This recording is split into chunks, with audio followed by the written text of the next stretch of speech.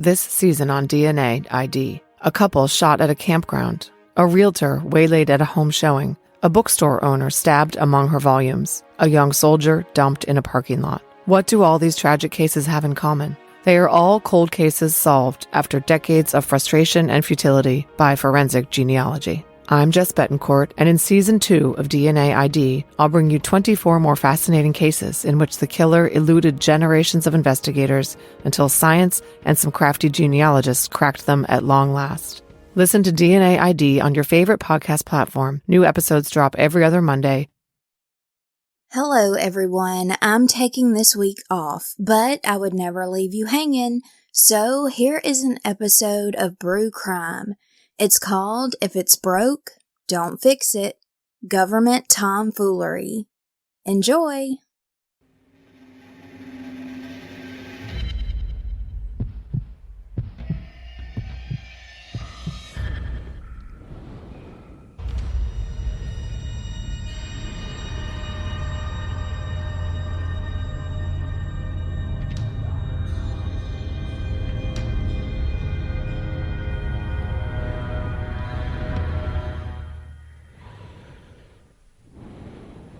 Welcome to Brew Crime, the podcast where we drink brews and talk crime, conspiracies, or whatever catches our attention. This is Mike and my co-host... JT! Hey, man. Hello! How's it going? Not too bad, how about you? I'm good. I'm sitting here staring at a guest that we have right below. So am I. Yeah, and his name is Dad. JT's dad. Yeah! Hello. I'm very excited for so many reasons. I talk podcasting all the time. Yeah. To the point where my dad's like, do you have time for anything else? The answer is no. No. It's the only hobby that's stuck. But do you want to say hello to the world? Well, hello world, and it's been amazing raising JT, and I'm not exactly sure how Mike puts up with him, but you know, God bless him for doing it. You know, He's 18 Canadian, years he's I had to send him to college just to get him out of the house. He's Canadian. He's polite. He puts up with me. Oh, there we go. Yeah, that's it. Yes. Remember, I'm from Ohio, so not as polite. Think of the Cleveland Browns. So. Yeah, if you do something wrong, you do wrong by Ohio, and you get a Cleveland Brown. Just Wow. Yeah, that is dark. Stanley Steamer is not just a carpet cleaning company. Oh, that joke's a crime. It is. There's a sheriff that lives right next to me, so he could come get me. I don't think there's any cops in my building, luckily. Yeah, well, you know. So we are doing a topic today that is all over the place, kind of. Yeah. But I mean, Mike, do you want to introduce it? No, this is you. This is All you, right. JT. Well, Get in there. We are talking about government tomfoolery. Government, just sometimes a government gets an idea, Yeah. and they think it's a good idea, and it comes out that it's not a good idea. And instead of shutting it down, they go another 10 years. Yeah. Because if it's broke, keep doing it until it breaks further. I think it's really. Yes. So today we are talking about some definite crimes. On my side, I will be talking about MK Ultra, and Mike, you will be covering. I'll be covering some real tomfoolery, as you said, with the RCMP, the Royal Canadian Mounted Police, which are there's multiple levels, and part of it as a federal level, it's almost like the FBI in the United States. Yep. So it's going to be a good one. I do want to just go ahead and straight up, because I'll be going first. I want to introduce the beer that I have. It's from New Realm Brewing Company. It is called Restricted Area Martian Style Double IPA. Ooh. It was very, very good because I finished it before we even hit record. It's It's 9% alcohol. It is indeed a West Coast style double IPA. It's hop forward. It's got Citra and Mosaic hops. And it says, the powers that be don't want you to find out about restricted area, but we won't tell. So I like it. They're really digging deep into the whole Area 51 thing is what they're doing. So my case is what I'm calling MK Ultra messed up. Because it truly was. There's a lot going on here. First off, Mike, how much do you know about MK Ultra?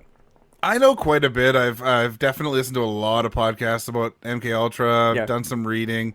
It is fucked up. Well, you can correct me if I'm wrong. And Dad, how much do you know about MK Ultra? Depends on what time era you're talking about. It was 53 to 73. Wait a second. Hold on. I don't know anything about it. All right. That's fine. I had wall posters that, kind of expressed its intent, but... Well, listen, John Lennon always said...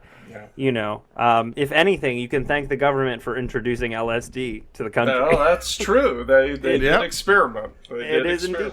Well, and that's MK Ultra. So let's go ahead and talk a little bit about it.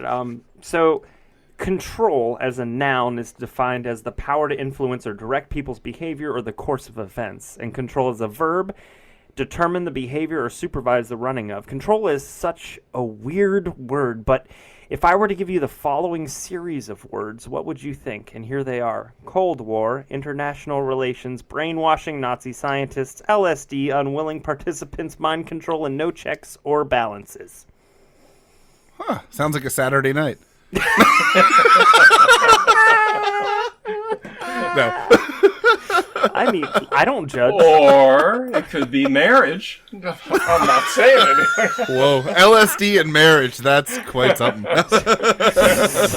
You'll be looking at the end of wine bottles going, yo, there's sand in the wine bottle. The one partner's like, is that my wife or a dragon? Yeah, that's right. And is that my husband or... ooh. As Gandalf said, run, you fools, run. So if you thought, heck, that sounds like a government-sponsored series of events run by the CIA between the years of 1953 and 1973, that would be extremely specific of you, but also correct. Well done. Well done, everybody. Seriously, So this thing sounds like a horror sci-fi TV series put on by some third-rate production company, a la Sharknado, right? Yes. Yeah, by the way, that was a horrible movie, JT. Oh. You I haven't introduced seen me. it yet. It was so bad Don't it was waste your good. time. Oh, Waste your shush. time. Oh my god. So without further ado, here we go. Okay. So let's talk a little bit about historical beginnings. The height of the Cold War occurred in the 50s and the 60s, and fear was at one of its highest points. The U.S. was afraid of the Soviet Union, China, and North Korea, and they were specifically afraid that that group of countries was using mind control to control the U.S. POWs. And since I have Dad on the line, is that true? In all honesty, is that true? I don't remember. It also sounds a lot like this year. Yeah. Russia, China. Yeah. Well, it's a constant. Well, It's they're trying to control the the supply of food. So anyway, We're not at the Cold War yet because there's currently a war in Ukraine. But after that, there probably will be another friggin' Cold War. So, well, I mean, at least listen, chilly. When the winter happens in Ukraine, it will be a Cold War. It'll be chilly war. There's a congealing of cyber and mutual destruction. So you have cyber destruction and nuclear destruction, and they are gelling. So you're in a unique time period right now. Yes. I'm so excited. I'm so happy. Aren't you glad that we gave birth to you guys when we did? Come on. You could have been Happy Days. How boring would Happy Days been? All I'm saying is I need your people to give up the ship and let us take over, please. I'm just happy that I grew up in a time that still didn't have social media when I was a kid. Oh my gosh. Oh, I would never be hired for anything. Ever. Life was so peaceful. Just so Yeah. peaceful. All we had were a little reel-to-reel from Green H stamps. That was it. That was all we had. Back in my day. My day. So listen, Get while my this walker deals with, moving. yeah, right. Don't laugh. I've had to use those way too many times. So, while this deals with the CIA primarily, we also have to remember that J. Edgar Hoover was still in charge of the FBI as well, and he was in charge from 1924 to 1972. Oh my God. Yeah, I know. And at the same time, publications were publishing stories about, quote, communist brainwashers. A notable story was published by the New York Times, the same publication that exposed the CIA MK-Ultra program. But they wrote that some soldiers were confessing to war crimes, which the U.S. denies. So, you know, obviously they were brainwashed to say those war crimes. That's of course. That's how that works. Yes, of course, And some were so brainwashed they refused to return to the U.S.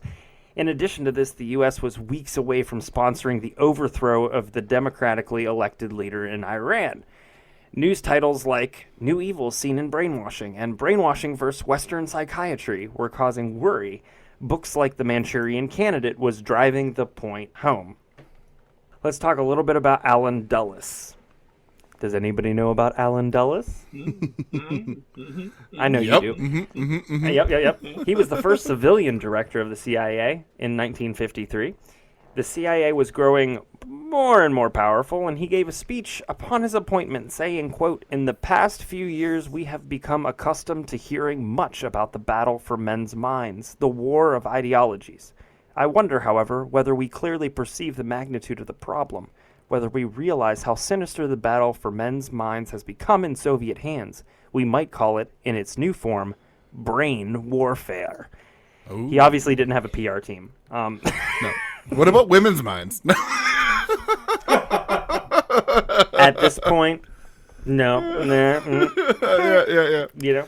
It probably didn't matter if it was a civilian or government or military that ran the CIA. It's always going to be problematic.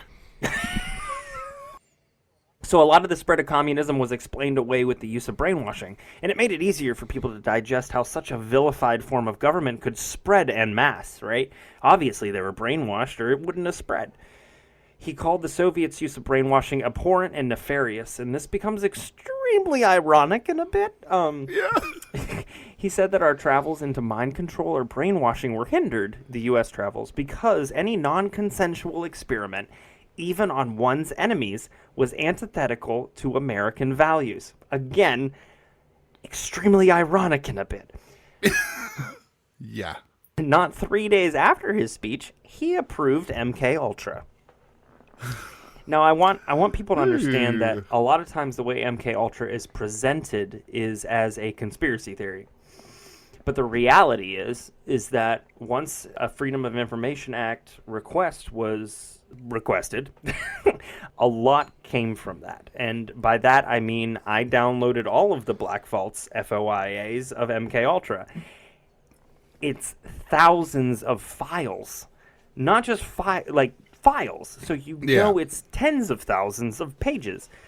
I did not read all of them. I did scan them all, but I did not read all of them. So, well, I mean, conspiracy theory comes out of the fact that it's only a conspiracy theory until you find fact. And then it's just conspiracy fact. That's also true. And to this day, there is a piece of MKUltra that is still lodged in conspiracy theory. And I'll explain that at the very end, of course. Yeah. So, Ultra was preceded by two drug-related experiments called Project Bluebird and Project Artichoke. Why would you name it after, like, the shittiest vegetable ever? I'm going to kill my dad. I'm going to kill him. And by kill him, I mean legitimately. He's good. Dad, who comes up with these names? I want to know. It's alphabetical. They take a top that has, the number of letters on the top. They spin it, and then whatever comes the second letter, they pick it out. They use a Ouija board.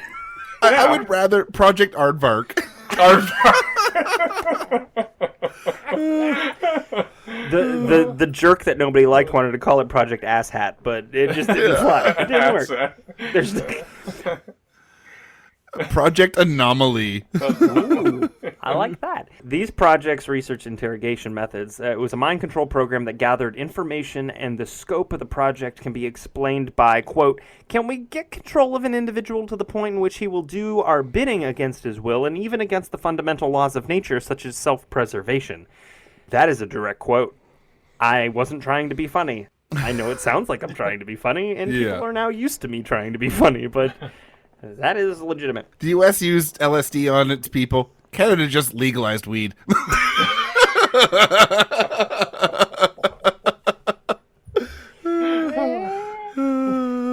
Listen, I have said this before. Robin Williams described Canada as a great party over a meth lab. He did.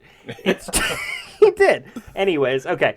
So Ultra started in 1953, and the size of the project was reduced in 1964 and 67, and it was stopped in 1973. Stopped.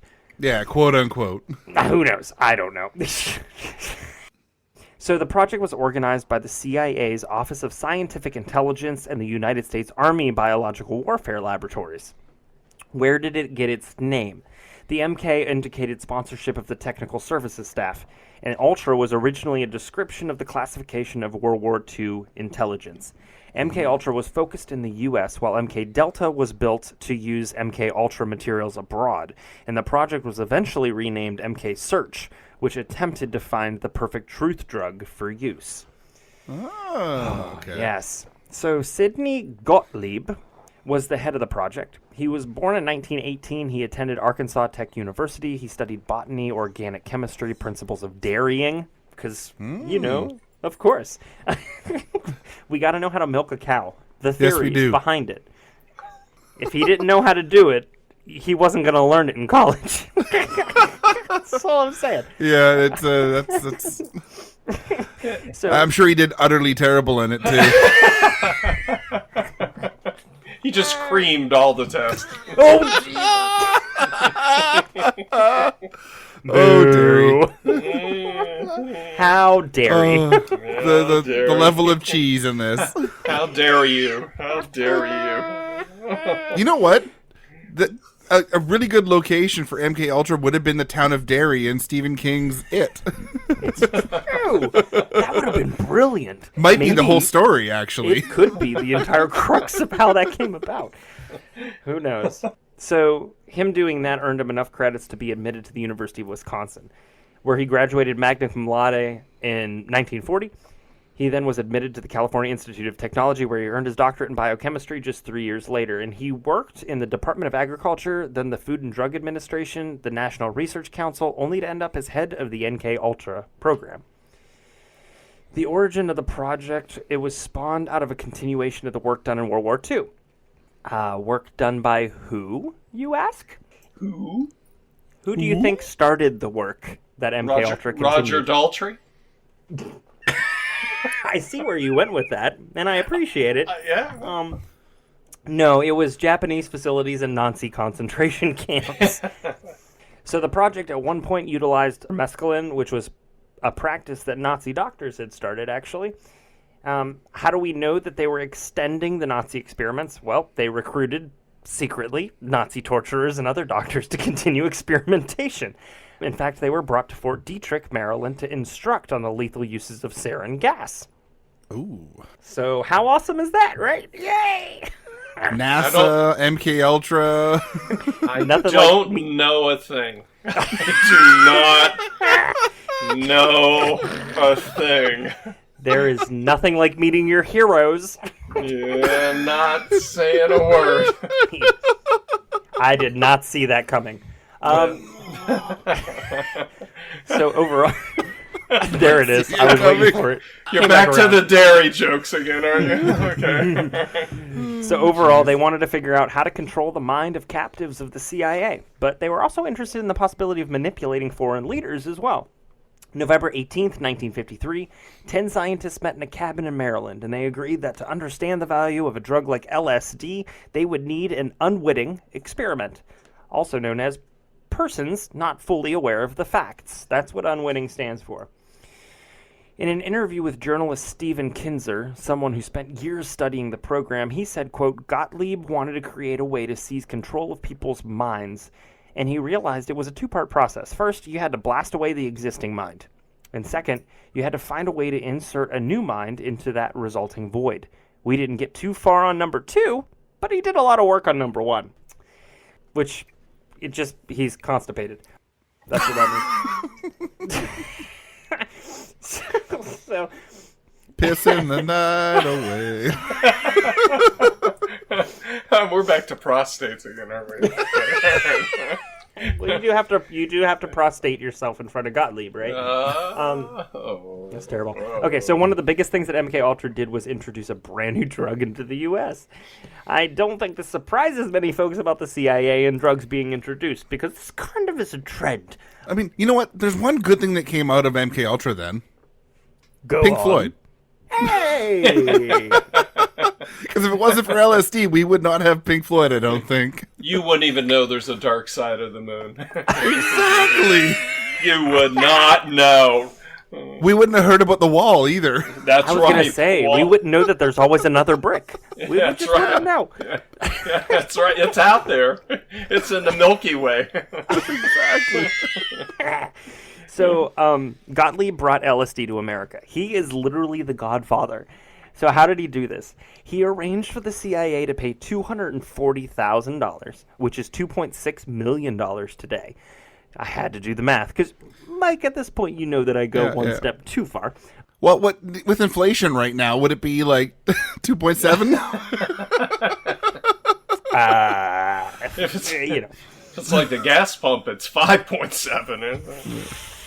It is indeed 580 down in Virginia. Mike? Wow. I don't know the worse. conversion, but it is $2.30 a liter here, which is a ton. Yeah, it's way more than expensive. Yeah. It's And we $7+ supply 60% of the oil to the United States, so it's $7+ in the UK. So, Well, you're more green than America, right? Yes and no, because we send a very large chunk of the oil down to you from the oil sands in Alberta, and it's not green. No. So yes and no. They cut it off. So listen, they bought the world's entire supply of LSD. I don't know how one would know that they were buying the world's entire supply, but he did it. Who knows? I think it was the lab that had created LSD shifted the entire production to them because of the money involved. And I think that's what it was. It was Switzerland. Was it? It was somewhere in that general vicinity. I think so. Yeah. They had already come up with it, but the CIA came and said, "Here's all the money. Give us all of it." They forgot to check Philadelphia on 3rd and Main. If they'd have checked there, they'd have had it. Oh my god! Sorry, 3rd and Main. Yeah, to our listeners on 3rd and Main, which is nobody. Yeah. Very sorry about that. I mean, if you want all the murder, just go to Chicago. It's okay. Yeah, oh my god. 26 a night. That's more than I had in Iraq coming to me. Jesus! There's more murder in a year in Chicago than Canada. All of Canada. Oh my gosh. And Oh my god. there's a lot more people in Canada than Chicago. No. Yeah. But you gotta gonna find agree them in with the woods, though, right? They're all over the place. That is true. It is. There's gold in them there Yukon hills. That's right. That's right. All right. So the next thing Gottlieb did was kind of beyond criminal. He spread it around the country. He sent it to hospitals, clinics, prisons, and other institutions of, quote, expendables. How did he do this without being traced? He presented as a bunch of shell foundations that were fronts for the CIA, and these foundations wanted to see how LSD impacted people and how it might be able to be used as a mind control tool. Because if you don't want to be found out, create a shell company. Yeah. You know.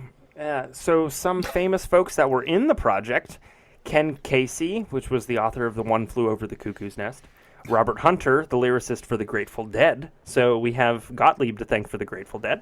Ooh. And Allen Ginsberg, the poet who preached LSD. You're welcome, world, I guess. Sorry for Charles Manson, but you're welcome for Allen Ginsberg. So, quote, The CIA brought LSD to America unwittingly, and actually it's a tremendous irony that the drug that the CIA hoped would be its key to controlling humanity actually wound up fueling a generational rebellion that was dedicated to destroying everything that the CIA held dear and defended. Let me butcher a Rick James quote. LSD is a hell of a drug. Not cocaine. Rick James, you know what? He is the highest level of credible. Oh, yes, of course. Hey, he was good. It was good, man. It's all right. I like Rick James. Come on. This is like when you first introduced the fact that you liked Good Charlotte to me, and my mind was blown. I love Good Charlotte. I spent my whole time in Iraq listening to Good Charlotte. You don't want to know why? It was the only disc I had in Iraq. So after a while, you got numb to it, and it was like, hey, this ain't bad. I'm coming back for more. Why? Because sand does not talk. You're in front of sand. It comes at you in large waves at times with lots of heat, but it just does not make music. Oh my god. Sorry. That's the best. Okay. Okay. So, someone that didn't have a great experience with this project was Whitey Bulger. Oh, Ooh, yeah. So, as the experiment was sent to prisons, he volunteered, and he was told that it was an experiment for curing schizophrenia. Ooh, Jesus. He was given... Hold on, wait for it. He was given LSD every day for over a year. Now, did he actually have schizophrenia? I don't know. I don't know. Because I would just think that if you had schizophrenia and you were given LSD, I've heard bad trips from people that are not dealing with mental health issues that see dragons and shit. Like, imagine having schizophrenia and then giving someone that drug. My God, it could be the worst thing ever done. Like, ever. I can tell you I was at a Rush concert in Cleveland, right?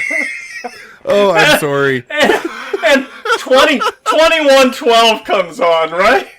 And it's like, we are the priest of Syrinx, right? And the lights are hitting them in the red and the yellows, and this guy jumps off the balcony and lands right in front of me. He just flew like this. And they came over, his friends picked him up and said, he may be dead, you know? And I said, don't move him, you know? And he's like, nah, he's just on acid and LSD, don't worry about it. Oh, So- my God. Oh, see, the Canadians got the Americans. Yeah, again, yeah. I'll tell you. It only took one Geddy Lee to whack him out. Take that, and also a lot of Canadians don't like Rush. Oh, no! Really? Are you serious? I think Rush is like the last generation's Nickelback. We just don't like them that much. Oh, my God! Oh, I played them in my little high school rock band, Anthem and Fly that's By actually Night. awesome. And, yeah, I love those guys. Yeah, I saw them 3 times. Only once Nice. did a guy make the flight, though. Only once. He There's didn't always make time. it. He didn't make the flight. Yeah, he landed. Crash. I'm sure they're still touring, aren't they? You can see No, Neil's like- gone. it's Neil, like my brother- okay, yeah. Neil was my whole draw. Man, I don't even play the no. drums, and he was amazing. They are still around, I think, because they did a collaboration beer with a brewery out of Toronto, actually, last year there, so. Oh, really? Yeah? They are still around. Oh, I hope don't know. so. I hope they put something together, but it seems disingenuous without Neil. You know, he was a driving force. I mean, I'd love to watch that guy play. He was good. Other than Geddy's voice, that's it. That's it. Helium and So he was given LSD. I'm gonna go back. And Look at me LSD. bringing it back. You brought it So- back. Whitey Bulger was given LSD every day for over a year, and he said, quote, I was in prison for committing a crime, but they committed a greater crime on me. Which is probably true. So, of course, this isn't the only experiment of its kind. What's insane is that MK Ultra was divided into over 150 sub-projects.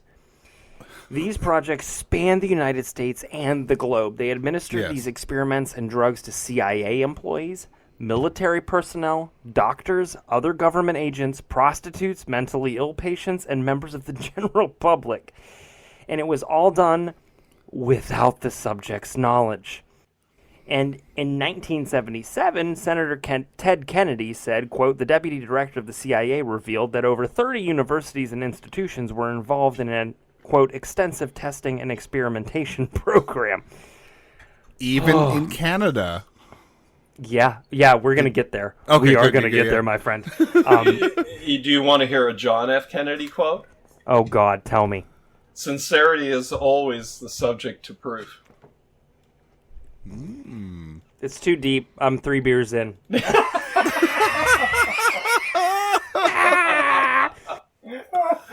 All right, I won't talk about Clausewitz then. Go for it. Yeah, no, too many syllables.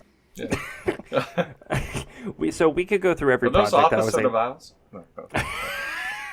We could go through every project that I was able to look up within the Black Vault documents that were released through the FOIA, but I'm not going to.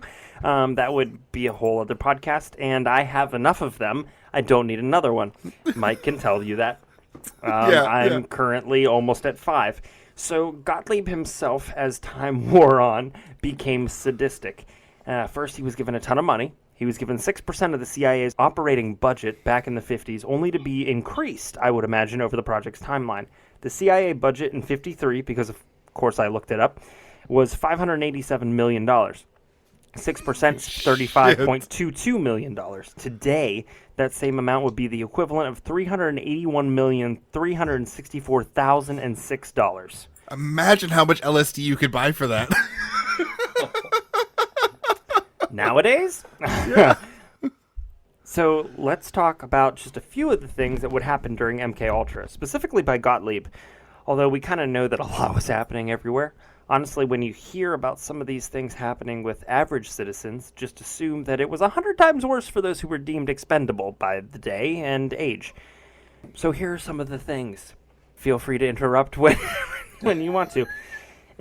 Victims were locked in sensory deprivation chambers while under the influence of LSD.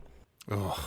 They made recordings of the patient's therapy sessions and played a tape loop of their most self-degrading statement over and over through headphones with the patient in a straitjacket and dosed. I don't think there's anything more abusive to someone than that. It's pretty bad. Waterboarding. Well, okay, yes, waterboarding. But I mean, On that LSD. that is straight up like I see Flipper. No. like straight jacket, playing some of the things the worst things about yourself on LSD. Like that is like mental warfare to the next level. It is I brain mean, waterboarding, warfare. there's no doubt like it is awful. But that's practically that's mental boarding. Like Do you know what today's LSD is? Go on. Yeah, go on. Yeah, I don't know. Social media. Yes. Dad, listen. Yeah, You're I not know. wrong. Don't be Clint Eastwood. Wait, I gotta crank my phone. Hold Actually- on. Let me crank my Actually, phone. you know what? You are wrong, actually, because social media has never been illegal. Doesn't mean it should be. Doesn't might- mean it should be. It could be. Yeah, it might. I'm not saying you're wrong there either. Yeah, I'm just saying it's Yeah. currently not illegal.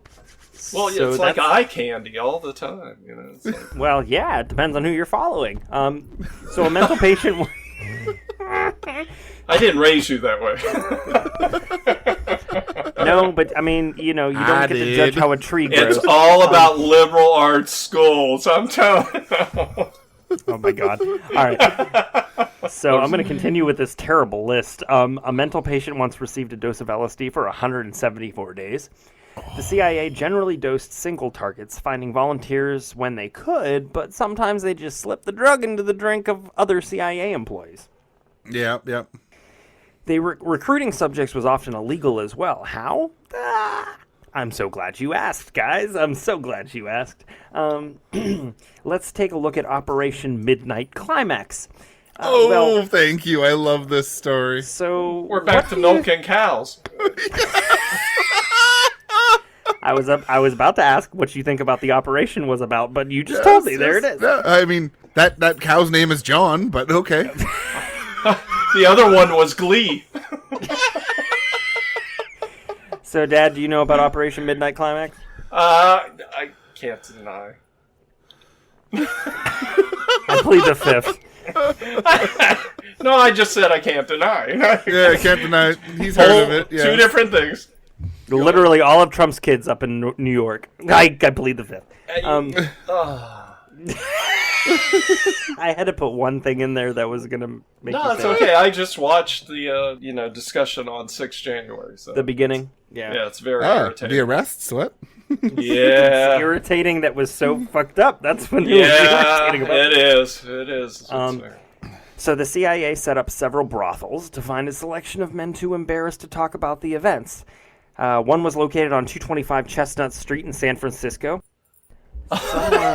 There it is. Yep, there it is. It's a podcast series about it. Really? That's brilliant. Yes. Oh my God. That's brilliant. Well, they can tell me I'm wrong. The visual on that is pretty impressive. It's very Rolling Stones, isn't it? The podcast is called Operation Midnight Climax. Yeah, it's actually a really good series. Yeah. So someone decorated the room. A Berkeley engineering student installed bugging equipment. Brothels equipped with one-way mirrors. Yep, and the sessions were taped for later viewing. They were looking to see when during sex someone was apt to expose or share the most. And it found out that it was immediately after, because we as 3 men probably agree with that. We're not exactly thinking straight. 2 of you think of that. The other one is, taking the fifth.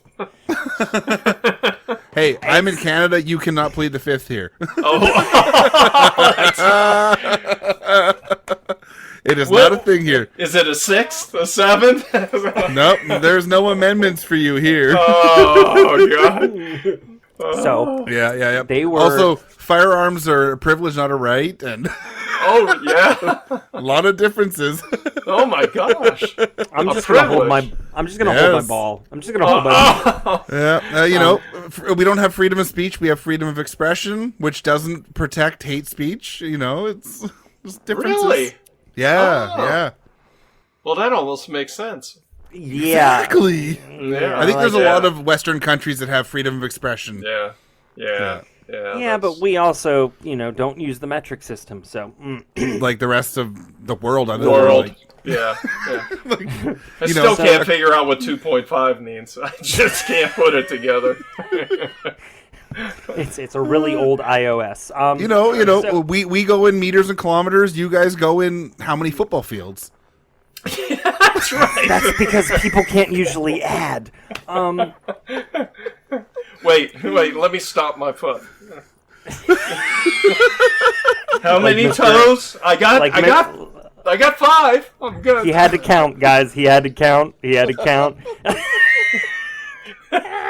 Like Mr. Ed. Oh my God! They got him in MK Ultra. Shit. I could be polydactyl, I could have 6. Why do I have a tail? Oh, God. Oh, you coddle-eated. All right, listen. Okay, so, quote, White sat behind the mirror. He was the head of this, martini in hand, and he waited for the action to begin. Prostitutes would lure unsuspecting Johns to the bedroom, where the men would be dosed with LSD and their actions observed by White from beyond the mirror.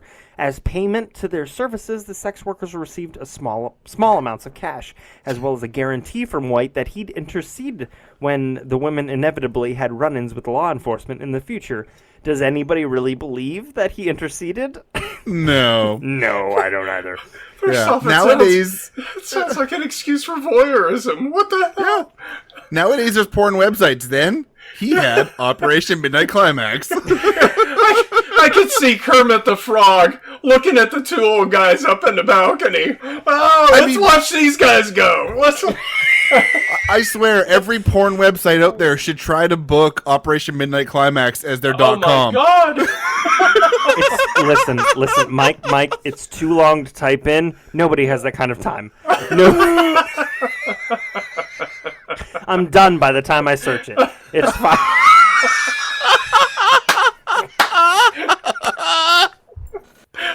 Are we back to the sock again? For those of you who didn't think I would make these jokes with my father below me, here I am. Yeah. Well, I am go who to hell. I am who I am. That's what Popeye said. So I have to say that I just looked up OperationMidnightClimax.com, and it is currently available on GoDaddy.com. Of course it's GoDaddy. GoDaddy. Of course it is. Daddy.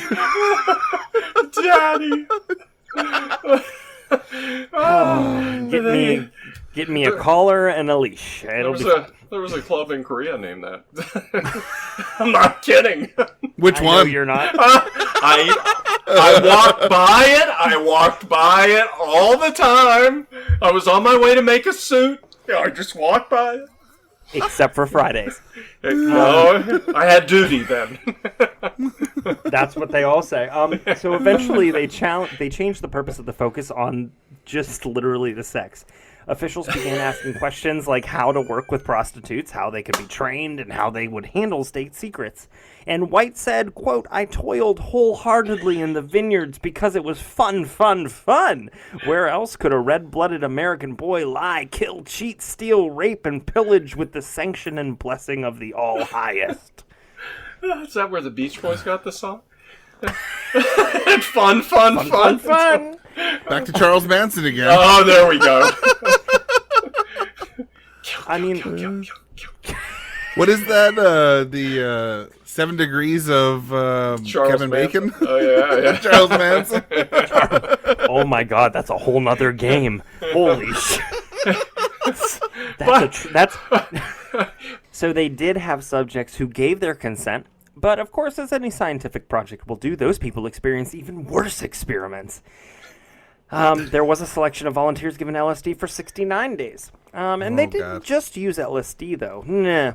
They used heroin, mescaline, psilocybin, scopolamine. Scopolamine. Yes, that's Thank correct. you. You're welcome. You are a nurse. Marijuana, alcohol, sodium pentothal, and drum roll. They had a thank you. They had one arm connected to a barbiturate IV and another arm connected to an amphetamine IV. Introduce barbiturates, and the patient begins to fall asleep.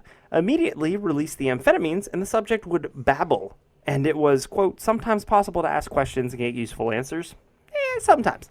Yeah, they're all bullshit. But you know what? If you want to do the psilocybin thing, just go to Oregon. Or Canada. And no. The city of Vancouver now has some mushroom dispensaries because we've always had pot dispensaries until it was legal. There's been pot dispensaries in Vancouver for like a decade. And when it became legal, it was like, well, now what's the next drug we're trying to fight for? So JT, in essence, right? You know, when your wives wake you up from a stupor and a nap, that's exactly what they were doing. And they find out anything they want to know. So the next time you take a nap, realize you could be exposing everything you got. Are you nicknaming my wife Amphetamine? A barbiturate? No. I'm nicknaming. I don't nickname any wives. I know better than that. I learned something from my time. I want to know what my mom's nickname is. No, As he pleads the fifth. Except for in Canada. Hey. Yeah, I'm not going there. That seems like an American chord, JT, because you said it first. So listen, this idea of amphetamine barbiturate, it was eventually abandoned because it often resulted in the death of the patient. Thank you. You're welcome. There it is. Yeah. It doesn't take a military genius to see, although we do have a genius. So anything done without someone's consent was a violation of the Nuremberg Code. We literally were listen, Gottlieb was literally on the medical portion of the Nuremberg stuff, and then he came back and he was like, "Oh, I'm free. I can do whatever I want." So I don't know what the point was. So we don't know how many. I mean, JT, I think using certain tear gas and everything is also against Geneva Convention. Yes, and I kind of watched a lot of things happening in Portland, Oregon not that long ago. That wasn't tear gas. Okay, yeah, okay. No, it was worse. It was Timothy Leary passing gas, but it was not tear gas. Jesus. All right, listen. Okay, we're going to leave it alone. Okay, so we don't know how many people died ultimately. It's a mystery. They literally were drugging people all over the place. And keep in mind that the people drugging others unwittingly or unwillingly were usually totally untrained to do anything regarding observation. So why else don't we really know about how many people died? Most of the MK Ultra records were destroyed in 1973 under direction of the CIA Director Richard Helms. And thanks to a clerical error, there were documents in other places. They were primarily checks and payouts for expense requests, but they also had explanations of some of the sub-projects attached. Those are some of the things that I was able to read. It's fascinating. If either of you want them, I can send them to you. So, let's get to Canada. I mentioned Canada. This wasn't just in the United States. It stretched into other countries, but we're going to focus on Canada because that seems on brand. But I will say that there were secret detention centers in places like Japan, Germany, and Philippines. People were captured and made to experience all kinds of torture and experimentation with this. So it wasn't just Canada. So Donald Ewan Cameron. Mike, does that name ring a bell? Yes, it does. So listen, he was a British psychiatrist who hoped to correct schizophrenia by erasing existing memories and reprogramming the mind. He lived in Albany, but he traveled to Montreal to work with Allen Memorial Institute, and he was paid $69,000 from 57 to 64. And that's $579,480 today, which is over $82,000 a year. So Cameron had no idea that the CIA was paying him. That's like literally the only, in all fairness to him, that's the only thing I'll say. He was paid by a front organization called the Society for the Investigation of Human Ecology. He used various paralytic drugs, electroconvulsive therapy, which, okay, but it was 30 to 40 times the normal power that he should have been using. It's a little bad. I would like to go to our medical expert to say, does that work? I've done it. I've done it to people. Yes. Yeah. Not 30 As to 40 an orderly, times. I have done it in the past. But not 30 to 40 times the power, right? No. They would have been convulsing all over the table if you'd done 30 to 40 times the power, and they wouldn't have come back. It's a significant voltage as it is to the brain, so yeah. Yeah, it takes them 4 hours to stop drooling. 2 to 4 hours. Yeah. Holy shit. Y'all, keep in mind this was in the late 70s. Yes, early the 80s. late 70s. Just throwing that out there. Please do not put my father up for war crimes. He didn't do anything. No, I did not. No. I just took care of the patient afterwards. So that's there all. It is. He did not throw the switch. So he basically put patients in a drug-induced coma for weeks at a time. Once he had a patient in a drug-induced coma for 3 months. Oh my God. Yeah. So patients ended up with urinary incontinence, amnesia. They forgot how to talk. They forgot their parents. They were lost. During the entire time, he became, this is literally the best part. During this time, he became the chairman of the World Psychiatric Association and the president of the American Psychiatric Association and the Canadian Psychiatric Association. Yeah. I mean, nice person. Now, listen, obviously, you have to kind of put it in context of the environment and the time, and obviously, we didn't really care about mental health patients and mental health in general at that point. Not really JT, in the same way. I don't think a lot of people care now. Yeah, true. I'm not going to argue with you. Very sad. Very sad. But they care more now than they did then.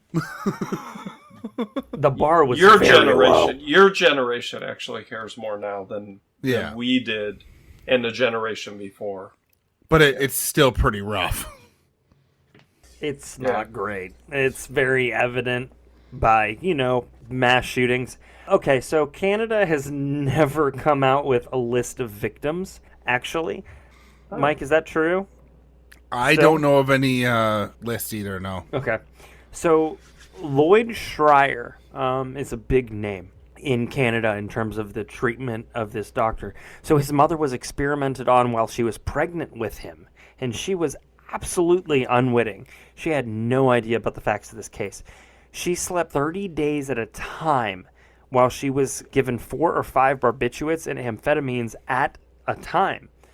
And they put her in a drug-induced coma in a sleep room, and she was awoken only to eat and go to the bathroom. That's it. Might be problematic a little bit. I would say so. However, it's such a bad gig.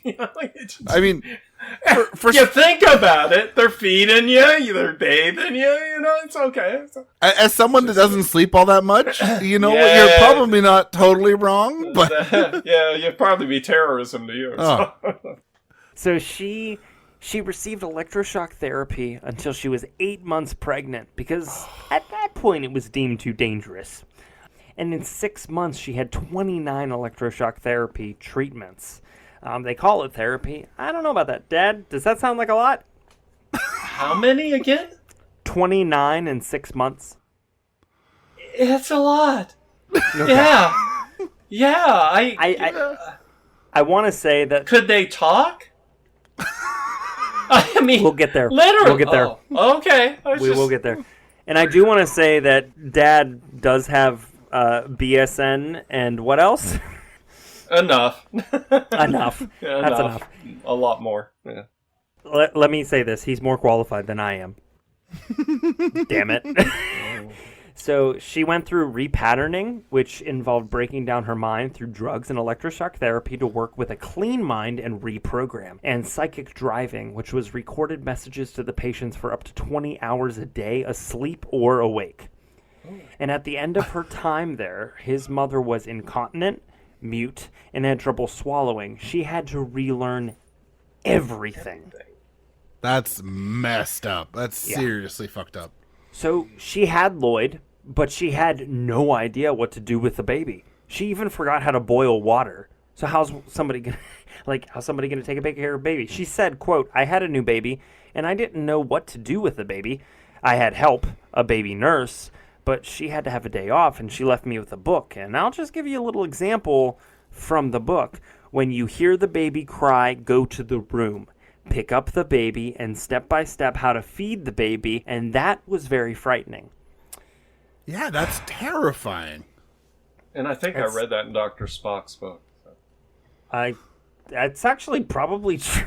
It is. I think Probably what they gave it to you. I actually had to read that book before you were born, so I'm so sorry. Yeah.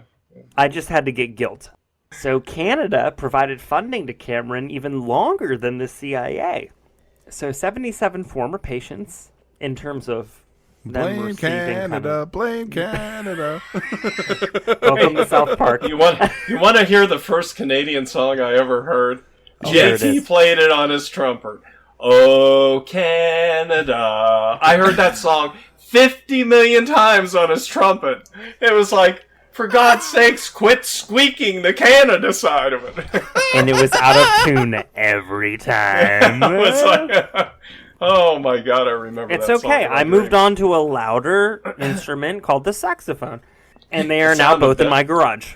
Yeah, There you go. Just waiting for my children to then pay me back. Oh, okay. Hey, You know. it comes back to home when they pay you back. Yeah. Yeah, I know. So 77 former patients, Canadian patients, received $100,000 each. The government gave them this compensation without admitting fault. And the same happened in the U.S. Esther received payment. Esther was Lloyd's mother, who we just talked about. But Lloyd was denied. Despite being an unborn child through the entire period, they said he was not a patient. And the then Alan Rock, the Minister of Justice and Attorney General of Canada, said, quote, "As the government of Canada does not accept any liability or negligence for the treatment given to patients of Dr. Cameron, we have limited this payment to former patients. The government can only do so much, and therefore limiting payments was necessary." And this is in Canada? Yeah. Do you know of Alan Rock, Mike? Only, again, from podcasts about Okay. MK Ultra and everything, Sure. yeah. That's fair. And when is life recognized in Canada?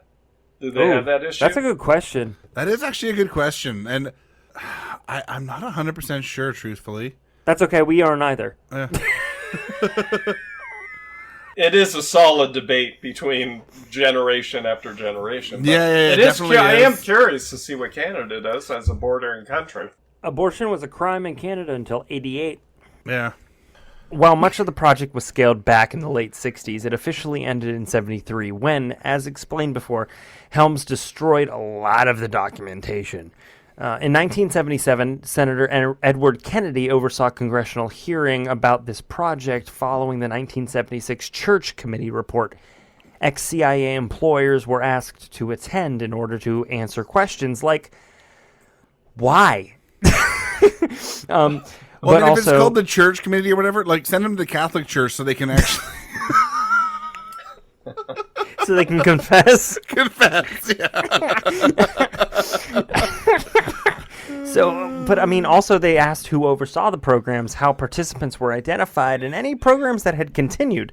Like, is this still going? So plenty of details came out of this, including information about the 1953 suicide of Dr. Frank Olson. So Frank Olson jumped out of a hotel room after unwittingly consuming a drink spiked with LSD. A later autopsy would also reveal that his head was cracked prior to his death and before he jumped out the window, which Sounds like conspiracies suicide. abound, right? but here's the thing, science, right? You know, he was exhumed. You know, you listen, obviously the US can fight science. We've seen this with COVID.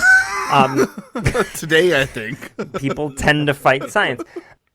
It's not real. It's a joke. But listen, the autopsy revealed that his head was cracked prior. So, of course, that brought up a lot of questions.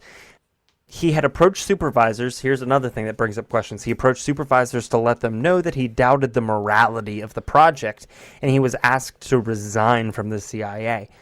And the CIA doctor that was assigned to Dr. Olson while in the hotel claimed to be asleep in another bed when he fell to his death. Yeah, you definitely crack your head to the point of just cracking your skull while the person sleeps beside you. Yeah. Oddly enough, it's very similar to Bob Saget's death. If you think about it. I've heard some of his comedy. It probably is the same thing. Yeah. So it was described as a suicide, but when he was exhumed, like I said, they found that he was knocked unconscious before he exited the window, and it was actually retermed officially as a homicide. Congress didn't really get what they wanted out of the hearing because a lot of the folks that they called overall, in terms of like Ultra, right, they, quote, couldn't remember the details. So a lot like Jim Jordan in January 6th. So lasting impacts. Oh, wait, Jim Jordan's up in Ohio, isn't he? Are you going that way? I am going that way. Jim Jordan's up in Ohio. So you have a big O and a little O, and what's in the middle? That's usually college, a big O. So listen, so in terms of lasting impacts, the MK Ultra kind of continued on. So in 1963, MK Search was the new name. That was divided into two projects called MK Often and MK Chickwit because one of the guys just wasn't with it, apparently. So the funding for this began... One of them. It's also fairly true. Yeah. So the funding for this began in 1965 and it ended in 71. So no government recognized any liability or negligence. The United States certainly didn't. Very few have won cases to receive payment. Even Dr. Olson's family received $750,000 from the U.S. government, and although they received apologies from then President Gerald Ford and CIA Director William Colby, they only apologized for the issue with formal consent. That's all they apologized for. Nothing else. That was it. Because to apologize for anything else would admit anything else. That sounds on point. Yeah. So another case for wrongful death was brought forth against the federal government by the Olsons, but that case was dismissed. So in terms of conspiracy theories, it was thought that Ted Kaczynski was a subject of voluntary psychological study to be part of MKUltra. He spent 200 hours as part of the study, so they think that had something to do with what Ted Kaczynski did. We've covered it's probably Ted not Kaczynski. wrong. I mean, if you've got 200 hours of being just subjected to LSD, it's going to mess with your mind. It is now, going to jack with you. Obviously, he's got other issues that led into it, but that's not going to help at all. No. No. Dad, do you have anything to say about Ted Kaczynski? He only had I'm one. thinking about what he He can only say. had one. Boom. So Sirhan, the person who assassinated Robert F. Kennedy, was believed to be operating under MK Ultra mind control. So that's another part of the conspiracy. Who was? Sirhan, who assassinated Robert Kennedy. Yeah, that was very. So his lawyer and Sirhan had argued that he was under MK Ultra, and that's why that happened. Yeah. Did you ever see the new Marilyn Monroe Netflix show? No, actually, no. No. Watch it. You'll understand more about different things. That had no. Assuming that it's JT? accurate. Well, I could have been under mind-controlled activities, but No. Dad, were you an MK Ultra? no. How Was many Grandma an dragons have you seen? MK Ultra? Although it does hurt my feelings to say I wasn't an ultra in anything, but it's just, it's just, it's just one of those. You were in a band that led prom night, so it's very possible you were into something. I was not into anything. I know. Anything. Okay. Remember, I've been looked into. Yeah, that's very true, actually. That's very true. Far and beyond. Even they came to me and said, "What's the deal?" So, in third grade, I think the best way to end this is by saying, "What the fuck?" Also to quote John Lennon, which I mentioned before, he said, quote, "We must always remember to thank the CIA and the Army for LSD. They brought the LSD to control people, and what they did was give us freedom. Sometimes it works in mysterious ways. It's wonders to perform." Yeah. And that's my extended, which wasn't supposed to be extended case of MK Ultra. Damn. Just let it be. Just let it be. Let it be. Let it be. So what ended up happening with any of it, though? I mean, seriously, is this still going on? Honestly, okay, so as far as this civilian knows, Yeah. it was stopped in 73. It was buried as soon as it was found, as soon as it was found out and the hearings happened. And I don't know if anything happened. And if it wasn't LSD, I mean, we did have the entire heroin situation come up in Florida, Texas, and then expand. Yeah. Well, CIA has also been like super involved with bringing cocaine and stuff into the United States. So likely it's probably still going on in some form. Likely. Well, That's a thought. yeah. Who stopped it in 73? What president? Oh, I don't know because I'm Canadian. Well, that's fine. I don't have an excuse. all I need to say is just Trudeau. Trudeau. No, About as it's far back it's as, like Bush, Trudeau. No, yeah, I can go back as far as Bush Senior Nixon? for the most part. Oh, that's right. That's right. It was Nixon because Nixon all of a sudden freaked out about the drugs. Well, what else did he stop? This is very important because it goes ethics along with in what the you're office? saying. Ethics in the White House. He stopped that. He didn't stop taping, which was a dumb thing on his part. But anyway. Y'all, I know exactly how to get Dad's goat. I know exactly. What he did stop is chem bio warfare at Fort Detrick in 1973. Where they discussed sarin gas from the Nazis. Yes, continue on. Which is chem bio, the chem side of the house. It is. Sarin gas, indeed. VX, VG, the whole deal. I got trained there, so yeah. Listen, here's the deal. Not in that. And by the way, if you ever want to read a book, read Ken Alabek's book. So yeah. That's a good book on bioterrorism. We need to have this guy. We need to have this guy on more often. Yes, we do. You guys are fun. No wonder you guys are successful. Well, I've got a title for this one. Sit down, CIA. It's time for the RCMP to fuck around.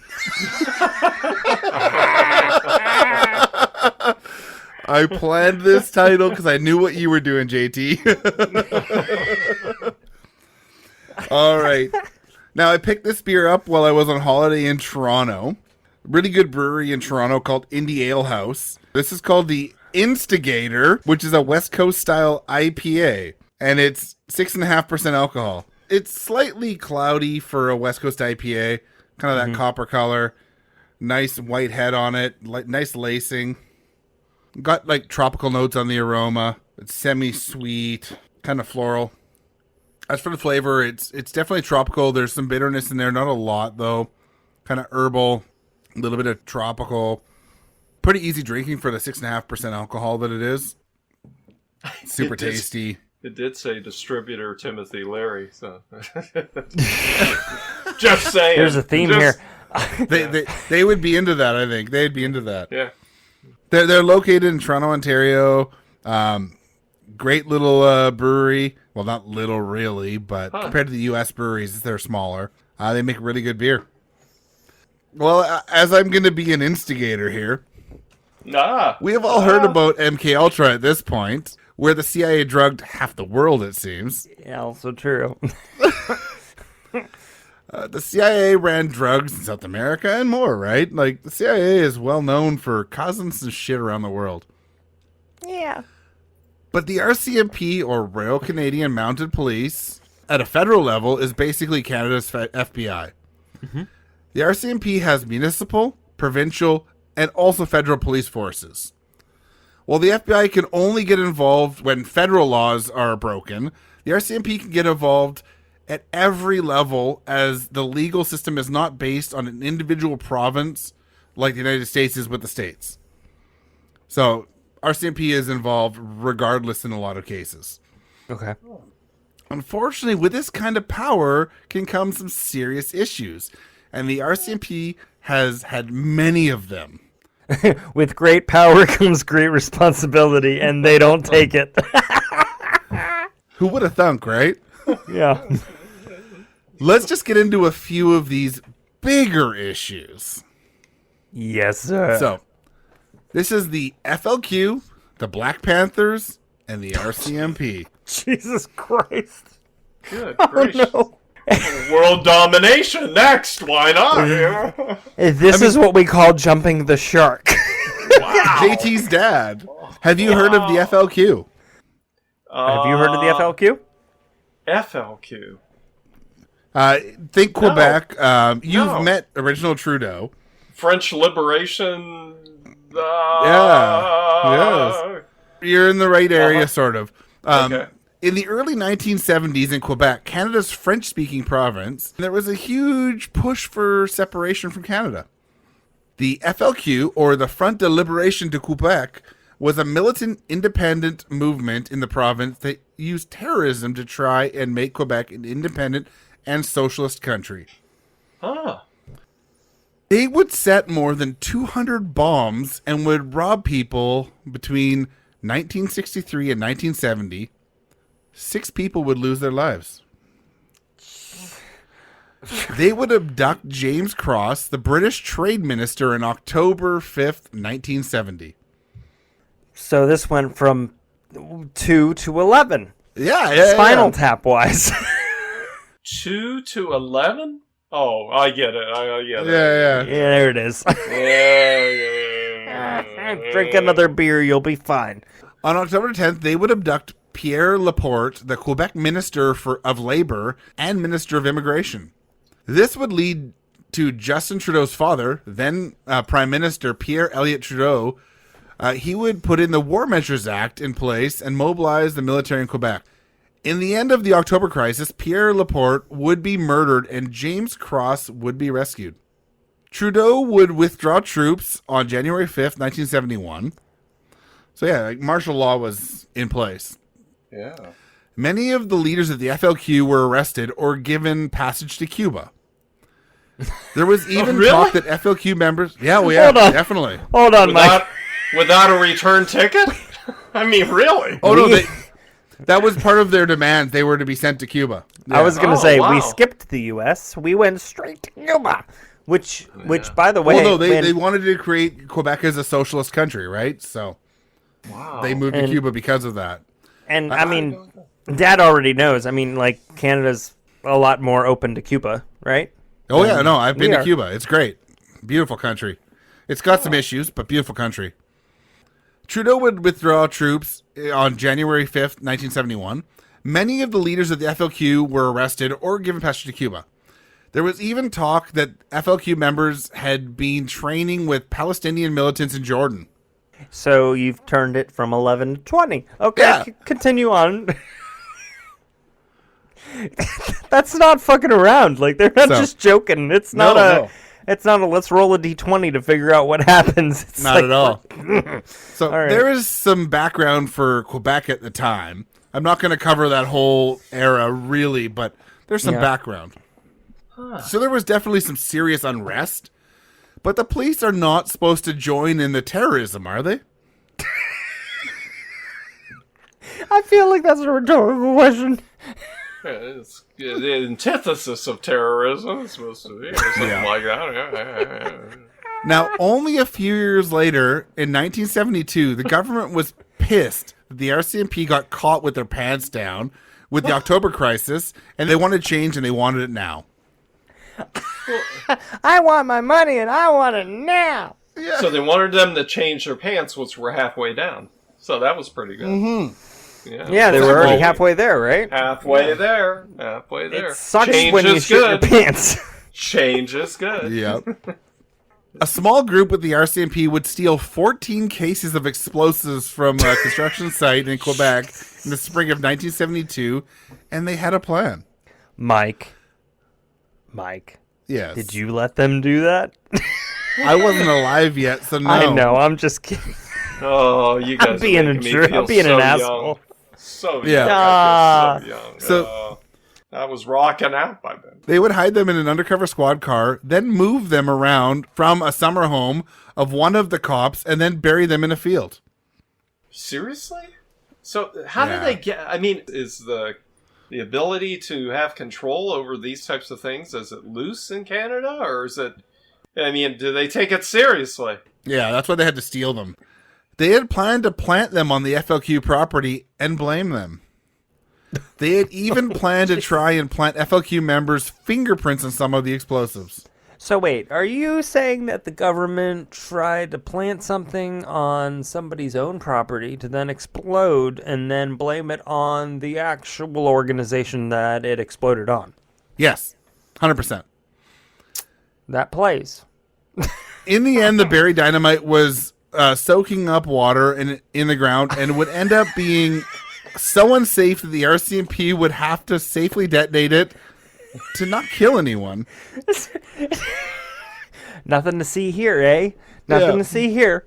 But this was not the end of the fuckery. They would then try in October 1972 to break into a left-wing paper and steal a bunch of documents and plant them at a different separatist group. So they were like, "That's not enough. Yeah. We now have to do this too, just to go overboard." Yeah. Me thinks Now, they overcompensate Yeah. too much. that group would end up just destroying the documents to thwart the cops' plans. But it was still known that it happened. Now they were getting desperate as none of their plans were working to destroy the FLQ. They had been doing surveillance on all kinds of suspected FLQ members and their families all along, and they caught wind of a barn that was being used for meetings by the FLQ, where they were often having members of the American Black Panther Party up to talk shop. Can I just say that if this was the U.S., we would have just shot everybody? Probably true. I'm not. Not Listen. true. Listen. I unfortunately, I kind of lean with JT, but That's because you've had more than one beer. You guys always are leaning if you have more than one beer. So. I've read enough about the FBI and the Black Panther Party. Well, yeah.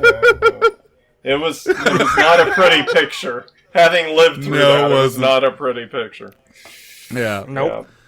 So This was located just outside of Montreal near the U.S. border. The Black Panther Party at this point was already flagged, but the RCMP didn't want the FLQ to get any ideas, so they hatched a plan. Sergeant Donald McCleary would order a group of RCMPs to torch the barn. I'm Sergeant Donald O'Cleary. McCleary. What? Wait, torch which barn? I'm alone. The barn that was being used for the FLQ and the Black Panther Party to do meetings. Oh my god! Yeah. So we'll torch the barn. Like they're not gonna move, right? They're not gonna move it to some other place. They're just gonna torch the barn. Okay, all right. Yeah. But just like the dynamite and the theft, it was a disaster from the start. The first 4 officers would break down on the way to the torch party and have to be towed back to town. Their car broke down. Wait a second. So what you're saying is this was a failed Charlottesville. Yes, it was a failed Charlottesville. Yes. There were good people on both sides, Mike. There were good people on both sides. That's what I heard. Speaking from the person whose friend shot the Pulitzer Prize-winning photo of Charlottesville. There you go. That's funny. Yep. The next try, the cops would head to a bar and get drunk until nightfall. One of the officers would also get food poisoning. But they would make it to the barn finally. But wouldn't you know it, it was absolutely fucking pouring and the fire kept going out. Stop. Freeze. Hold on. Just 1 second. Just 1 second. Hold on. And then the horse goes. Yeah. Why didn't he ride the horse when the car failed? Wait, and where is the horse? I know it had horsepower, but come on, where's the horse? I mean, if Dudley Do-Right can wear it, come on, Was the white dog Fang there too? I mean, Listen, you want a cheap laugh? You make an animal fart, and my dad's gonna laugh. I'll laugh Every time. Yeah. Then again, so will I. So it's fine. Little bulging eyes, a little embarrassment. All right, Mike. Yeah. So with all that methane, they couldn't have blown up the barn? I mean, come on. Light a match, for God's sakes. Well, they did, and it was pouring so hard it went out. God almighty. In the military, they call this the fog of war, right? That's what they call it. It's the fog of war, right? These guys hit like every. I mean, the foghorns were blowing all over the place.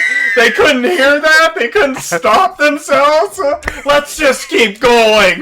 We'll do better next time.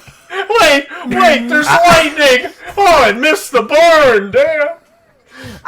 I said boy. Oh, God. Wow. Yeah. Wow. You're destroying my image of the Mounties, I'll tell you that. You're just destroying I'm glad to hear. Yeah. Mike said that's the point. Yes, you're welcome. That's the point. So dejected, they would drive back to town and break down again.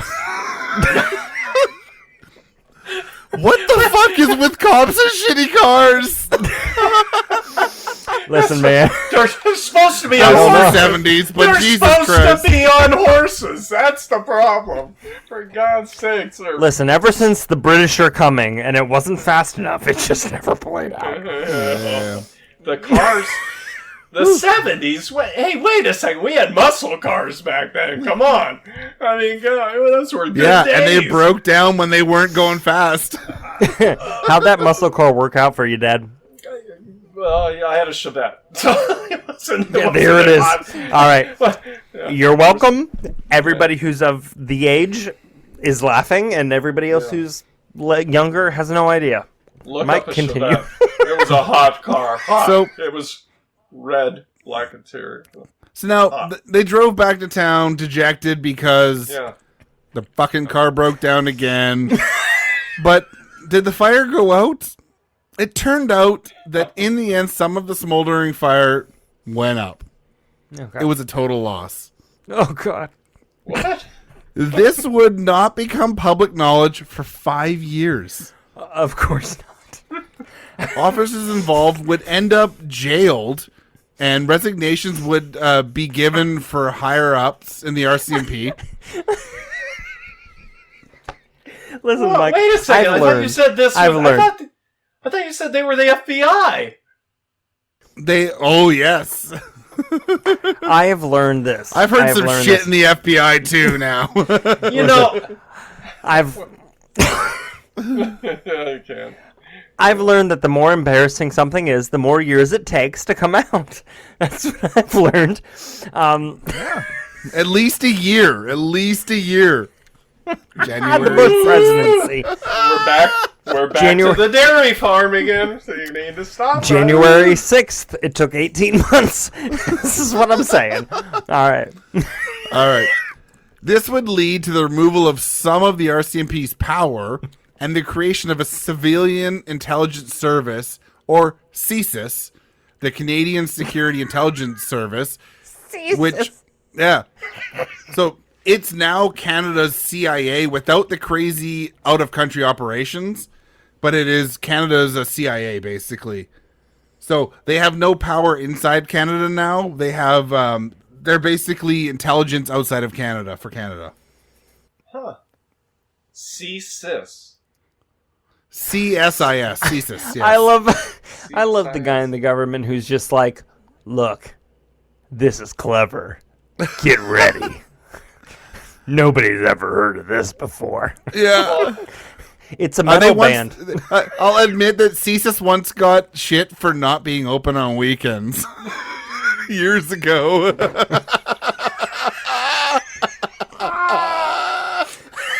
Now, of course, their agents were working, but their phone numbers weren't open on weekends for a while. We need to observe the Sabbath. You got to remember, too, that these were phone numbers for regular people, not for governments, but whatever. But it was still funny. All right. Yeah. CSIS. All right. CSIS. The RCMP and CSIS would end up with heavy oversight by the government after this outrageous event, but it would not be the end of this kind of bullshit. So let's leave the 1970s and move on to the 1990s now. Whoa, let's bring up Pearl Jam. Bring it on. Let's go Nirvana. Oh, Jesus.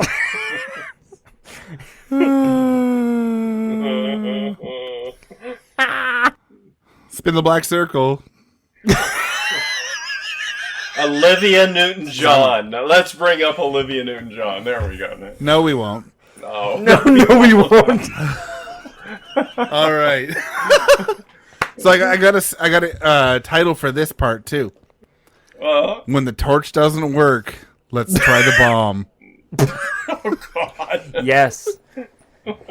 That's what happens. You know what? When the torch doesn't work, you put Viagra in and try the bomb. That's what happens. Yep, it is. Mike, don't spit. It may have had batteries. So let's move over to Alberta now. The bastion of oil and gas, known to some as Texas North. Texas, and it definitely is known Alberta. that. Yeah. That's where the majority of gas comes from Canada. Oh, it is. Which, again, is something like 60% of all gas that goes to the United States. So a big chunk. Well, did. Still. No, it still does. Does it? A huge portion of North America. Oh, yeah. A huge portion of North America's oil and gas is pulled from the sands in the province, especially in what is known as the oil patch. The oil patch is an oil sand bigger than England, where surface mining of oil is done in northeastern Alberta. Wow. Suffice to say, the mining of petroleum is a massive part of the economy of Alberta. But they also mine for natural gas and sour gas in other parts of the province. Wait, hold on. Wait a second. Is sour gas like Sour Patch Kids, or is it just beyond its expiration date? That's my question.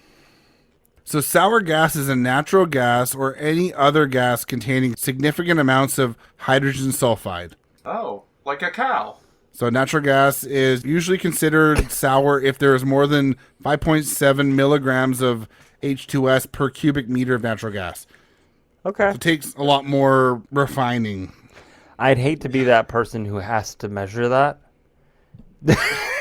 Just to be the person who is like, that's gas. That's sour gas. Yeah. No, that's gas. I just That's taste it. sour It tastes gas. like a sour key. It's not good. So this case takes place in northwestern Alberta, near the hamlet of Hythe, in a settlement known as Tickle Creek. Mm-hmm. Yes, that's the real name. Hold on. Listen, I know in there in the parentheses you said JT's going to laugh. So, You called it Tickle Creek. It's actually known as Tickle Creek, yes. so Alberta has a place called Tickle Creek? It sure does. And this is a super conservative Christian area. Which is funnier. Ain't no tickling going on at Tickle Creek. Not a lot of it, nope. Wow. Hythe is close to the BC-Alberta border, and the area has lots of natural gas deposits. Now, Weibo Ludwig was a serious nuisance to the industry and the community, and by that I mean he was known as an eco-terrorist, and he earned this title. Don't get me wrong. I He like how earned you it. were like, and by that I mean, he was the worst. He wasn't a good person. Don't get me wrong. It's just like the last case. These aren't great people, but also you can't stoop to their level as a government. Yeah. No. You shouldn't. You sure shouldn't. What was the guy's first name? Weibo. W-I-E-B-O. Weibo Ludwig. Weibo Ludwig. All right. Yeah. He was born in the Netherlands and immigrated to Canada soon after the end of World War II. He was from a big Dutch Reformed church family with 7 other children. Sorry, you said church and 7 children, and I just accepted it. Yeah. They had very strong religious beliefs that were considered extreme by many. And this is in the 90s. Okay. Oh, wow. Jesus. Holy crap. Yeah. He would become a minister in Ontario after being denied originally because of his authoritarian style. This was literally in the time of Warren Jeffs. Yeah. So, So- what? In 1985, he would move his family from Ontario to what would be known as Tickle Creek with another married couple. This was a remote settlement, and they would build their own little farm community that started with 160 acres or 65 hectares. It literally sounds like what I tried to do in college. Move on. Tickle what? The property would have a mill, biodiesel refinery, and a greenhouse, among other things. In 1985, there would only be one sour gas well within 2 miles or 3.2 kilometers. All right. Now, of course, over the next 15 years, this would jump to 10 wells. Oh, wow. They would begin to have farm animals die and start to have health issues with the family. It's aliens. Yeah. But continue. They would even start to have miscarriages, stillborn babies, and some birth defects. So Holy there's shit. issues with these wells, right? Yeah, there's a lot going on. Mining sour gas had issues with hydrogen sulfide, and this is both an irritant and is known to mess with oxygen utilization in humans and can mess with central nervous systems. It's like this has some serious problems. Yeah. Tickle Creek even once had to be evacuated due to a leak of hydrogen sulfide. So these people, they were angry for a reason. Wow. Weibo Ludwig would try and go to the government to stop the mining of sour gas near the settlement, but no one would listen. Being an extremist, Weibo and a few others would start to plan attacks on wells in the area. The 1990s would see hundreds of attacks against Northern Alberta gas sites, many of these against AEC West, or Alberta Energy Company, a gas company. Oh. There would be bombings. At least one well was destroyed by pumping concrete down into the well also. So, Like these people were dedicated. Finally, in late 1998, Weibo and an accomplice would be arrested for a bombing and charged with 9 counts. This is where things would unravel. This bombing was planned between the RCMP and the AEC. That bombing was on October 19th, 1998, and hit a shack at an oil well. The Alberta government, the RCMP, and the AEC were all sick of the family and their eco-terrorism, and they decided instead of using the law to arrest them, they would break the law to arrest them. Of course. Because that makes it more legitimate, right? Yeah. Even after the Defense Council was able to get the RCMP to admit that they had undertaken the bombing, the two would be sentenced to jail time. Yeah. April 2000 would see Weibo sentenced to 28 months in prison. That would be for 5 counts that included blowing up one oil well, vandalizing another by pouring concrete into it, and counseling an undercover police officer to buy dynamite. Can I just say, I stopped at blowing up, and when you said 28 months, because if south of the border, blowing up was involved, it would be life, possibly death, depending on the state you were involved in. So you're making me feel like we're a little trigger happy on the electrical, the electric chair switch. True, but also a lot of these arrests were because of police bullshit. Well, if they caught them on the real stuff, Oh, yeah. if they actually caught them on the terrorism they were doing, it's one thing. But when they do their own terrorism and then blame it on someone else, it's harder to get them on it. Police bullshit is easier. Yeah. It's just easier. So the trend line is they just make stuff up in order to get people because they can't catch them on the real stuff?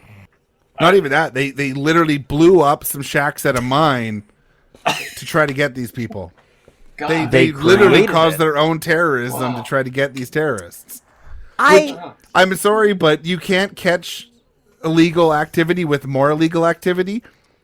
Oh my God. Listen, That's bullshit. It's like I can't Dudley say Do Wrong. I can't blame. Yeah, exactly. Listen, I can't blame because that would be hypocrisy. So continue, my friend. All right. So Wiebel Ludwig even tried to run for the Social Credit Party in Canada in October 2000, but being in jail didn't allow for that. What would his campaign slogan been? Yeah, I don't know.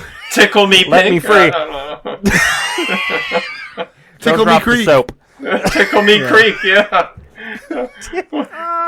And maybe that's where Schitt's Creek came from. Yeah, exactly. He would be released after only 19 months from his minimum security jail. Now, while he definitely broke the law, and this would mean that he should end up in jail, I have some sympathy for him because it was definitely hurting his family, and the government gave no shits because it made them all the money. Because they knew that those mines were pumping hydrogen sulfide into the area, and they didn't give a fuck because it made money for the government. Look at that. They tried to do it legally, and when the government didn't care, they took it to their own hands. Yeah. Not the first, not the last. I'm against both sides of it. Yeah. But you have to feel a little bit for them because they were a small little farm community. Their animals were dying. They were having miscarriages because of it. Yeah. And no one cared. So you can kind of understand where these people came from. I'm not for it, but I can understand it. Yeah. What was the name of that woman? Was a lawyer or down here that those chemical plants were poisoning the people in a certain town, and she went there and challenged them because they were having the same situation, and they were coming to the point of starting to, do terroristic things to get attention. You said down here. What part of down here? Oh, yeah, I got to make clear. Down in the south, I believe. and she was. They made movies after her. Now in 2008, there was an explosion, pun intended, of bombings of pipelines in British Columbia that was believed to be at least partially due to Weibo. He would write open letters to the bombers to support their cause, although he would end up calling for the bombings to stop. The RCMP would raid his property, but no charges would be laid. In 2011, Weibo Ludwig would be diagnosed with esophageal cancer. He would build his own coffin in February 2012 and pass away in April. So while he was a terrorist, there is never a time it is okay for the police to bomb a site to blame it on someone else. The theory is that police are supposed to protect, not blow up shit. That's the theory, at least. That's the theory. So who ordered the police to do this? The higher-ups at the RCMP. No kidding. Yeah. It wasn't even higher in the government, because usually it goes, a few levels higher. There's always a follow the money type thing or something. I think my father is coming to the question of, was it the Queen? No Queen, because no Queen. Screw the monarchy. Oh my God. Yeah, down with the monarchy. Didn't you celebrate this last weekend? No. Oh. Fuck the monarchy. Oh my God. You're talking to the wrong guy, by the way. The wrong person. Yeah. I really liked Meghan Markle as an actress, but I don't give a hell about her as a person married into the royal family. Yeah. Well, we better wrap this episode up. Thank you so much for joining us, JT's dad. Oh, it's been an honor and a pleasure. You guys are wonderful. It's been fun. It really has been a lot of fun. The next time we have to talk about Rasputin. Okay, I need to learn more about that. Sounds good to me. We can do that. Can Russian history. I'm in. Yeah, Okay, 100%. that sounds good. You cover Rasputin, and I'll cover Putin. And Putin, and it'll be great. Rasputin? Yeah. Just don't like raspberry Putin. Just don't Ras Putin. Putin don't like Ras. Listen, either way, it's going to end in farts. It's fine. It's going to end up in fart jokes. It'll be cool. Hopefully by then he's gone, so it'll be okay. Oh, yeah. Yeah, there's, yeah, I'm just worried about who's next. Who's next? That's the thing, Well, you know what? It doesn't seem to matter what country it is. It's always someone shittier that comes in. So.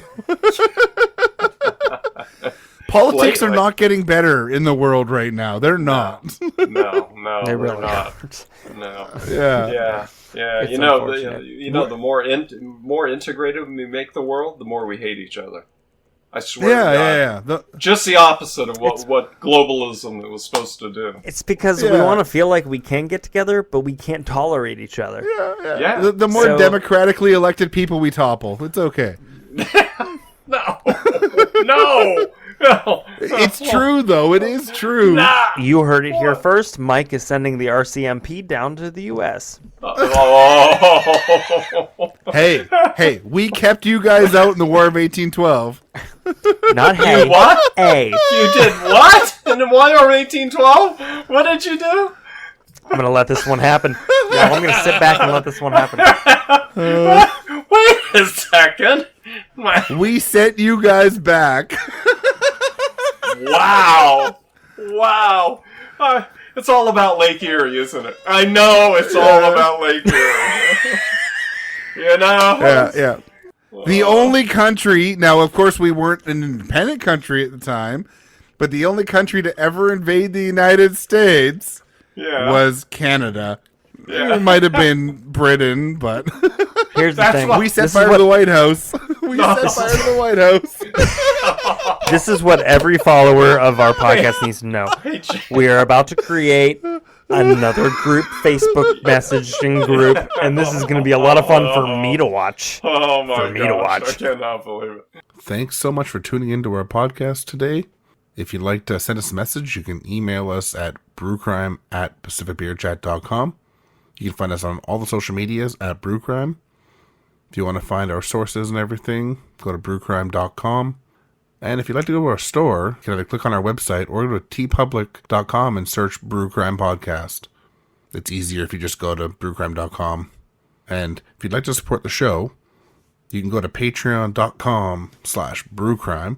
The money goes towards upgrading equipment, making the show better, and for supporting us, you get one Patreon exclusive episode a month, and you get early access, ad-free episodes. So if you don't want to listen to the ads while you listen to the podcast, support us on Patreon.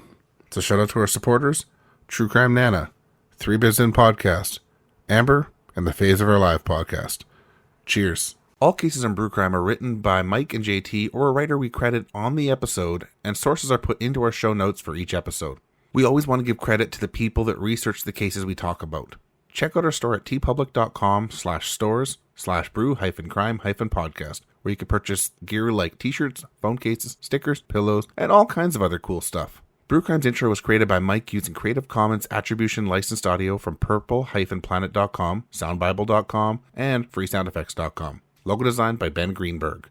Thanks for listening to this episode of Brew Crime Podcast. So, did you hear about Jen Shaw? No, I didn't hear about Jen Shaw. How about Erica? You hear about Erica? I don't think so. What about that fraud shit from the other day? Can you be more specific? There's so much fraud out there and so much shenanigans. You should just tune into Book of Lies podcast. Book of Lies podcast. Every week we talk about some fraud, some scams, and maybe even some TV shows. Where there are scams. Yes, of course. Scams, frauds, and all those things. So tune in every week where we'll bring you a new topic of... Scams? That's right. Scams. So tune in on your favorite podcatcher to catch up on the latest liars, cheaters, thieves, and dirty rotten scoundrels. That's right. See you soon. Bye! My fellow citizens, our Earth is in the middle of a crisis, plunging deeper into chaos. Know I feel your pain and your loss. We can't stand idly by and let this happen. We must rise up and... Sorry. Damn it. Well, this is awkward. Hi, my name is Josh Shell, and I am the host of the Let's Start a Cult podcast, where each episode, myself and some guests take a look at different cults from around the world, for educational purposes only, and definitely not to start our own cult. Join me every other week as we break down dangerous religious cults, political extremist groups, and every other kind of cult in between. Should I apologize for the terrible southern accent? No? Okay. Subscribe and listen to Let's Start a Cult anywhere you listen to podcasts.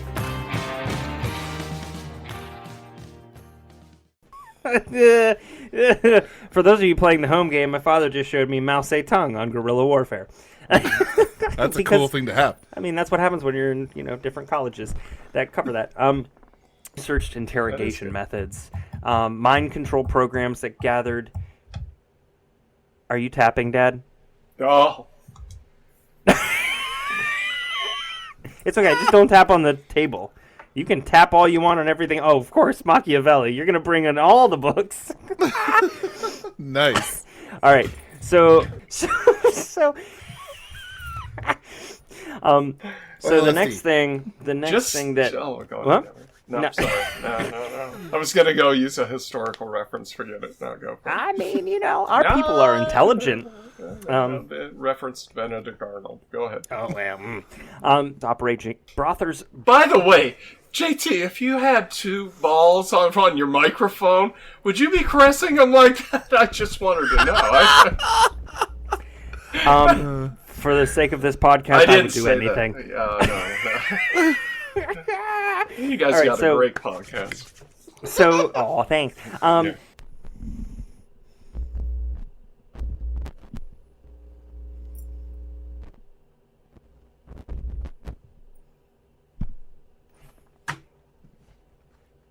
Does that name ring a bell? Are you Oh, you're muted. That's what the deal is. Why are you muted, Mike? What did I miss? I don't know why it was muted. Oh, okay. I was like, maybe he's angry at me.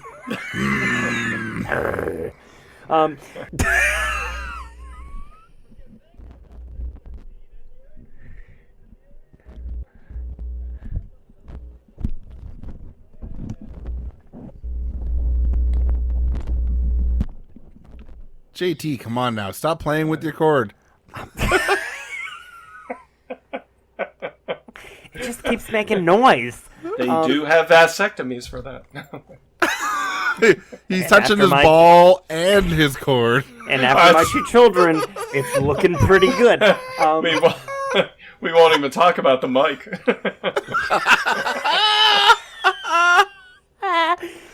Oh, God. I'm dead. Go to So hell. No, you're going to go to Brew Crime.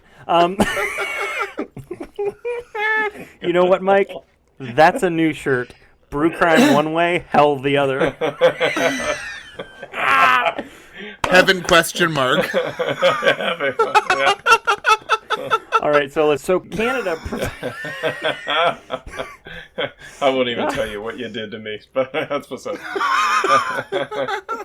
All right, so listen. So I swear, Mike, I'm almost done. I did not.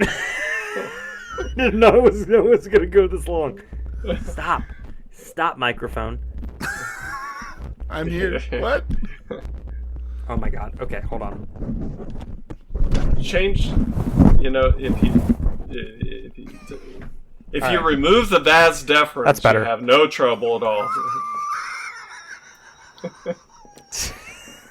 I have vast deference about that.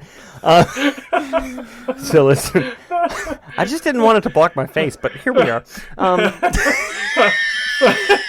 Operation Anaconda. P.S. I do want you to know, and I've said this Where's before. Aardvark? Where's Aardvark? Listen. Mike can attest to this. I have literally said that I have become my father when I laughed like this. Yeah, you have. It is bad. It's a true story. All right, so listen. So, Mike, I want to let you know that this script was 7 pages. So Holy I hope you're proud of me. Wow. But also disappointed at the same time. You didn't share any LSD. I'm disappointed. Oh, well.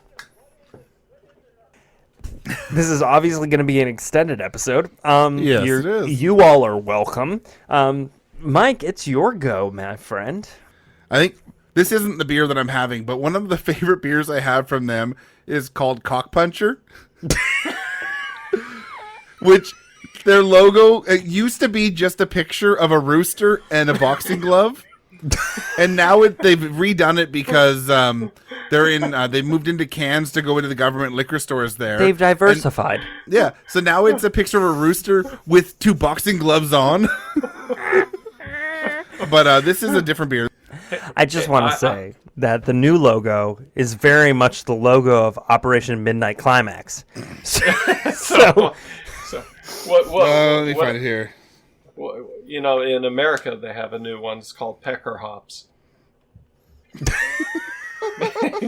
right, Mike, listen. You explain that beer like it's your job. The title, whatever it might be, needs to have parentheses, a.k.a. Timothy Leary. What? Absolutely. You know? I told you. Listen, I told you. Traveling bus. Mike traveling bus. Listen, Mike reviewing a beer is a religious experience. It's really, he's very good at it. I'm guessing you're talking about the golf. That general. No. Who's the one that played the woman who? Oh God! See. I think I need to get my walker. I think because we're way past my bedtime. Way past my bedtime.